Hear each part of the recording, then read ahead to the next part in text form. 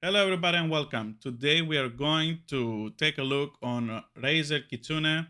I'm really happy my wife just got it for me for my birthday.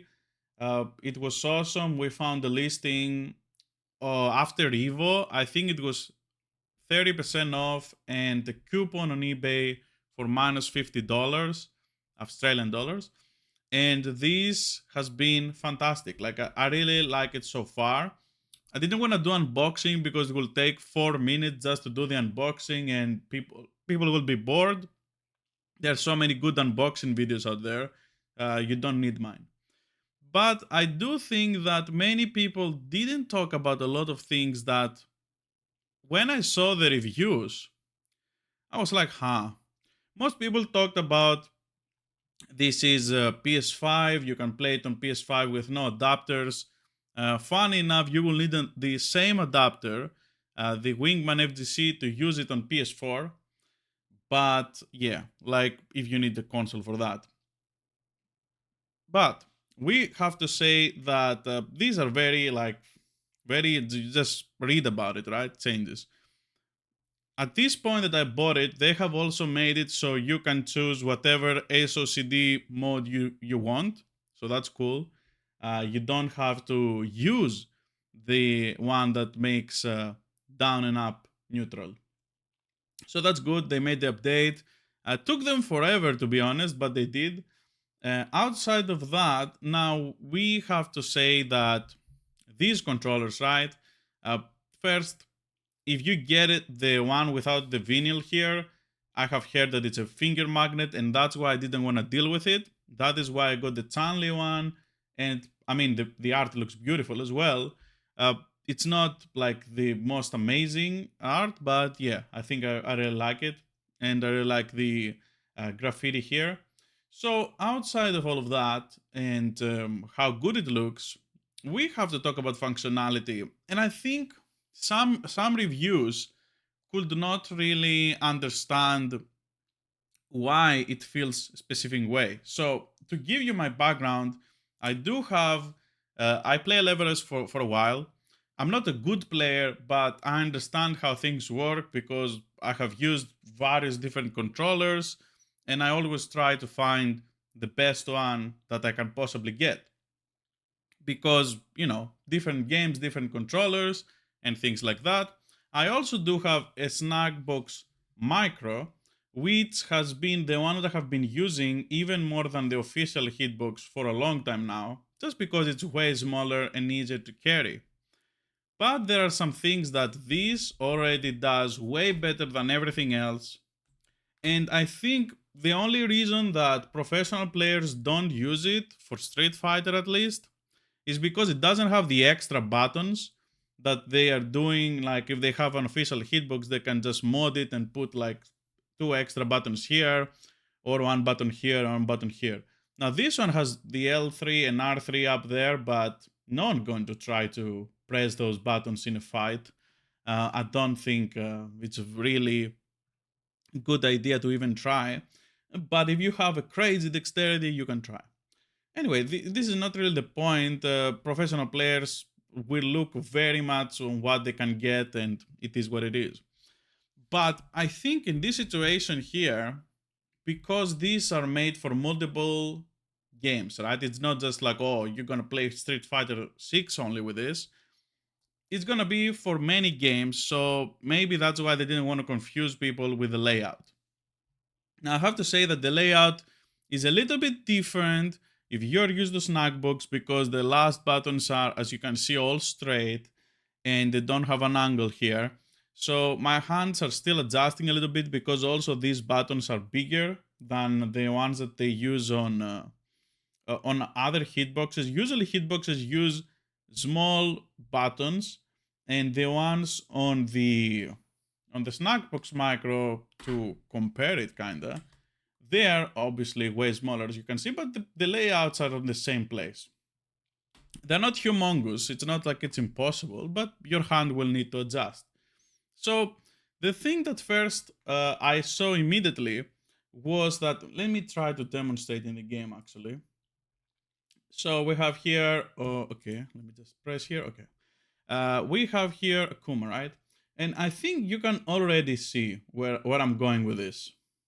I think this is very visible where I'm going with this. So the buttons here first are very pressure sensitive. I sort of use it, they were like, I feel I'm faster. And yes, you are, because you don't need to fully press something to happen.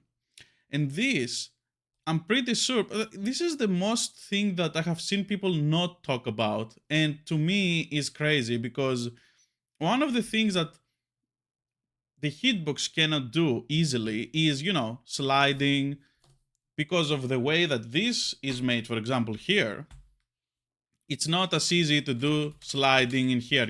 Your hand will hit here and will be uncomfortable. You feel like you're gonna get the kick up off the more you do it if you do it with force.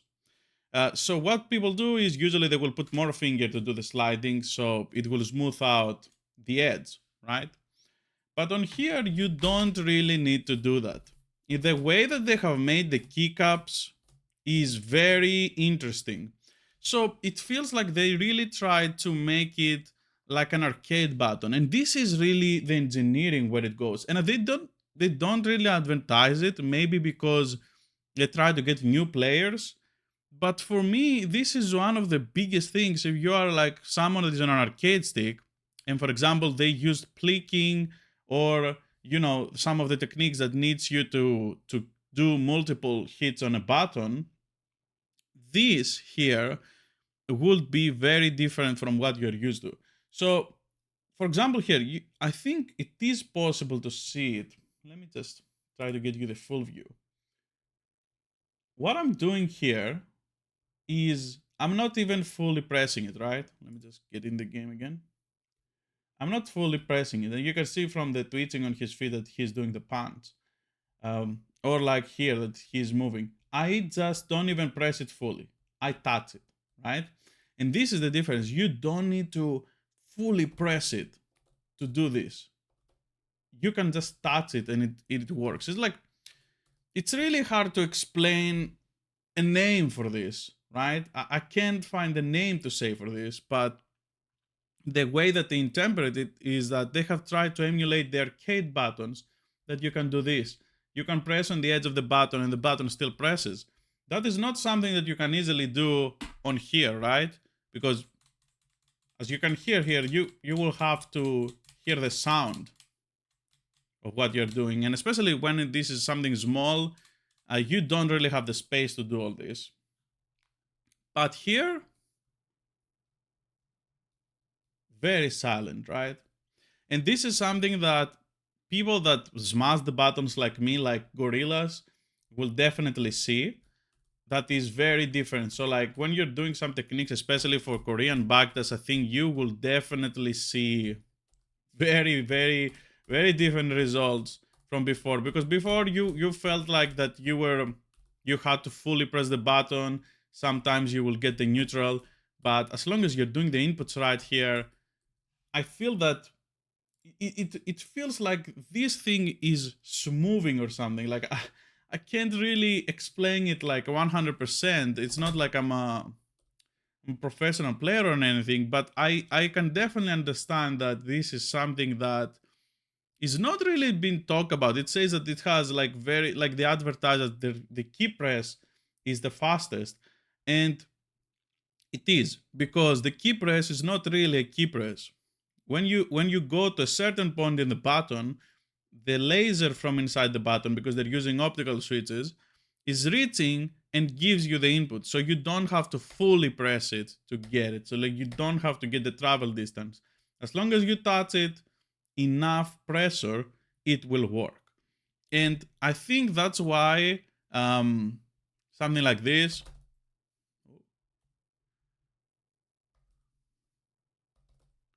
Sorry, I have it very far, and I don't usually play like this. But yeah, I just wanted to show that like things feel like you don't even really need to press them fully, and you're like, the more gentle you are with it, the faster I feel you can be with it. And it's not like you cannot mass and be like putting power, right? But I think it kind of teaches you the more gentle you are, the faster you can be. And you can do like more crazy combos and stuff. Now, of course, Street Fighter 6 is not the most intense combo game, but I think definitely for some games like Marvel and some games like I would guess like anime games that are combo heavy, or some like Tekken that have long strings, they will definitely be helpful with this. And we will jump to Tekken now because okay, I will show just some inputs here. So you will get the fireball, and everything feels very natural. So like you can just flick stuff, which is something that I really like because having to press it all the time is not. I think if you go to this, I think it's really hard to then justify that. Okay, I can go back to my other thing. While I'm changing game now, I will also have to say, okay, so supers, yeah, I didn't really show much supers and stuff, so let me just show you that. And of course, because we have Chanli here, let's show some charge as well. And where is something else? Okay, we will put also the grappler. And you see, this is very spacious. I have big hands. Like my hand span here is 20 centimeters. Okay, this is a big hand. I think at least. This is a big hand, and because it is that way, okay. And of course, I have switched and I have put the priority to up because the official rule set doesn't allow you this, but I don't care. I'm not a competitive player, and my SOCD muscle memory already have mastered this. So yeah, for me, I don't care. For other people that maybe, you can change. Now you have the option. Before you couldn't.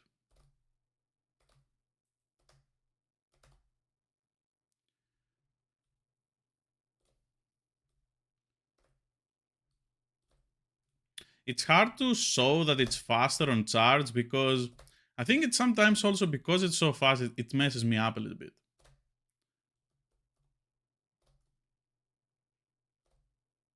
Yeah. Anyway, there's gonna be some adjustment to the buttons, that's for sure. And okay,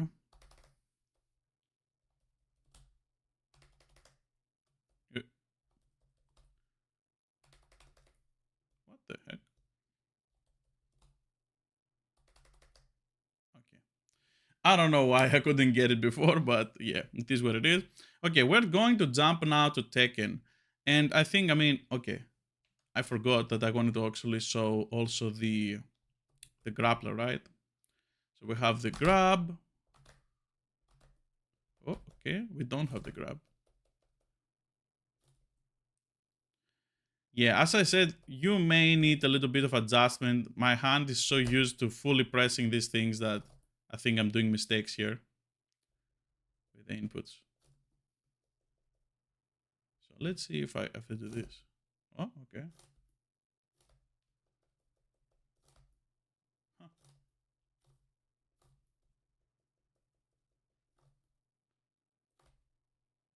Interesting. Yeah, and usually with one hand you cannot really do this on other than the hitbox. And I think if you do this on hitbox, it will hurt your hand because the keycaps are big. But on this one, if you do this on top also, I think it's even easier if you do it like this. Yeah, definitely. If you do it with your hand above and not like this, because usually you will do it like this on hitbox. But if you do it like this, I think it's even easier because you just touch it, right? Yeah. Interesting. I'm not a grappler player, so I don't know this stuff, but it's just fascinating the way that the switches work. You don't need to fully press it every time. You just need to lightly touch it, and you can hear the difference on the feedback.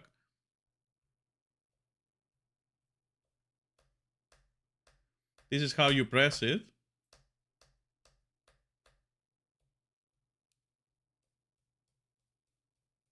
and this is how you touch it. So it feels like, you know, the triggers that they have like in some games, the triggers that will tell you, oh, if you fully press the trigger, you get this input, but if you half press it, you get another input. It feels the idea is kind of like that, at least to me, right? Anyway, let's go now to Tekken. All right, and here we are with Tekken. As you can see here, whoop, whoop, whoop, whoop, whoop. All right, so let's see backdash. It's moving. Really fast. All right. And of course, this is just, I know that Tekken in general has some stuff, right? Uh, but it's not like that all you're gonna do in Tekken is like, dude. Like when I started playing Tekken, and as you can see, I'm not really high rank or anything, I'm very much a scrub. When you see that, like, the things that you do is not really just throwing electric god fists, and that's when you realize that you don't fully need this. But I think for the backdash alone is pretty good. Like the people that made this, I don't know, because they never really say like who contributes to these things. They really have a deep understanding about the thing, and that's why it took them so long. And I remember that when I got the Razer Parthera, it's very ironic because I have all the Razer things that they have released outside of the generic controllers. I have like the fight pad, I have the arcade stick, and now I have this. And it's like a Razer fanboy. And if anything, I think on the keyboards they're kind of scrubs and they're kind of overcharging. But in here, on the fighting game division, it's like they're taking a concept and they're like, okay, we are going to evolve this farther than just, you know, we are copying and we are adding something extra. This is, if you see this at the start, right, you will think, oh, okay, they just tried to make a snack box and bigger. But in reality, what they have achieved here is, like, from an engineering perspective, is just fantastic, right? And they have made it okay. The thing I think that really is the worst is the, the faceplate, which gets really messed up, but it is what it is. All right, let's go and look now again some inputs. Yeah, it feels so light to the touch. Really, it feels so light to the touch. All right. I think we're kind of done here. This is my knowledge of Tekken, Korean backdash, and step in. So yeah, we will go now to a little bit more general stuff to say. So of course, I have tried this first on my lap because the thing that this thing cannot do, and this is not really a comparison video, but this is something that I want to talk about. This is cool, right? This is really cool to have it on your desk. But if you go to place it on your lap, I think it's pretty visible that it's so small that it feels like the pivot point is not really there. And when I was sitting on my sofa trying to play games, or when I was sitting down and try to play on my lap in general, I will definitely feel that this doesn't feel right.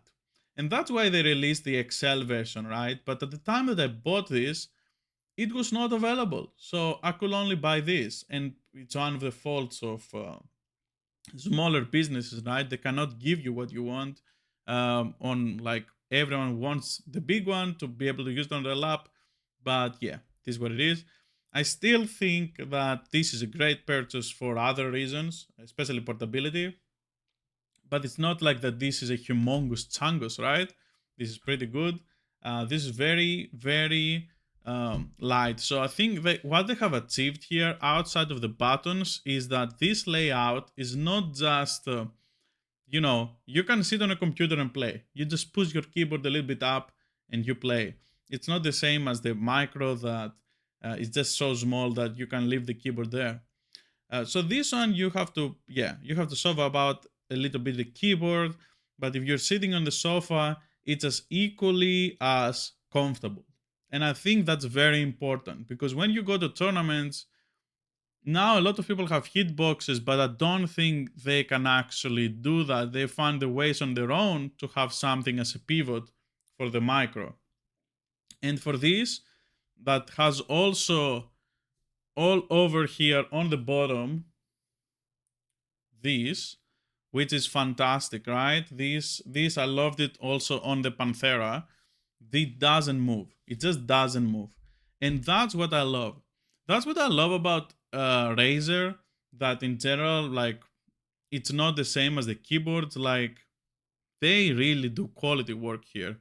The bad price, though, doesn't make it easy, right? If it wasn't on such a big sale and it happened that I was interested to buy something for my birthday, that will not happen. I will not pay full price for this. There is no way. Like, I don't have so much expendable income to just throw on this because I already have other controllers like this. But after we found it on sale for so long, for a so big sale, I couldn't resist. I was like, okay, I will try it, and at worst, I will return it if it's something that is, you know, generic garbage, or the thing that it could do, I can already do it on my other hitboxes. And this is something very unique. Oh my god, it's 20 minutes. We will have to wrap this up now. If you have any questions about anything, you can leave it in the comments. The only thing I want to say before anything else is that if you already have a Wingman FGC for your other hitbox that you will use and put it on a PS5, you can use this and work with this to work on a PS4. So you don't need to buy another adapter for your local, usually, because they will gonna still be on PS4. Anyway, thank you for watching. Hope you have a great day. Enjoy fighting games. And any question, leave it in the comments. Thank you so much. See you next time.